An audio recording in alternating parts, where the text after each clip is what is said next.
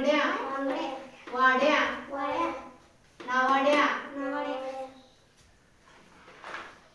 अर्धा ढ तारीख त्याला काय आहे य ध्य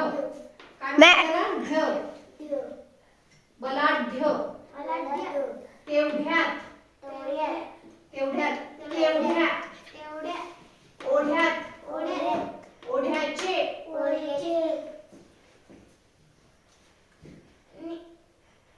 न आणि य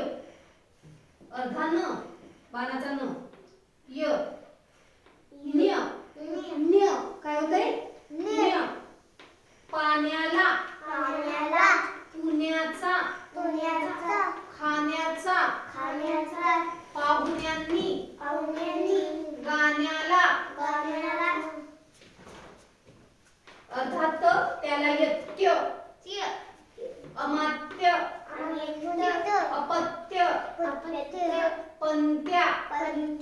कोणत्याही जाणत्या मेणबत्त्या सुद्धा होतंय मेणबत्त्या म्हणतात मेणबत्त्या अगरबत्त्या अनेक वचनासाठी जेव्हा आपण बोलतो मेणबत्त्या म्हणजे अनेक मेणबत्त्या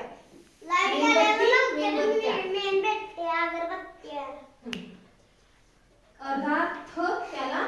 य काय थ काय होतंय थ काठ्या पायथ्याला नाही थवा कसं होणार तेव्हा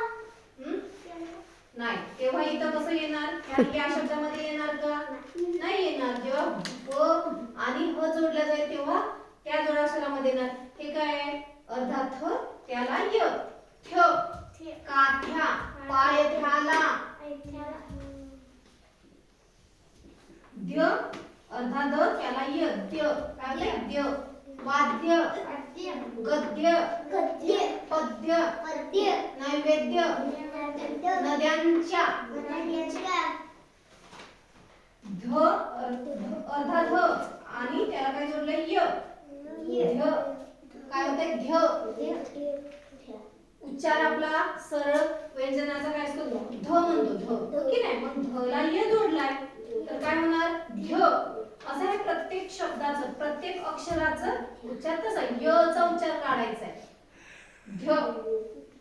साध्य अध्ययन अध्याय माध्यम ध्यास ठीक आहे पुन्हा एकदा म्हण ठ्य द्य लिहायचं नाहीये नीट बघ इकडे ठ्य द्य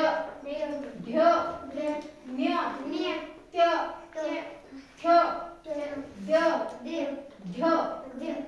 हा त्यानुसार हे वाचन करायचं आता तुला वाचायचं ठीक आहे हा हे एवढं वाचायचं आणि त्या समोरचे शब्द वाचायचे बघूया कसं वाचते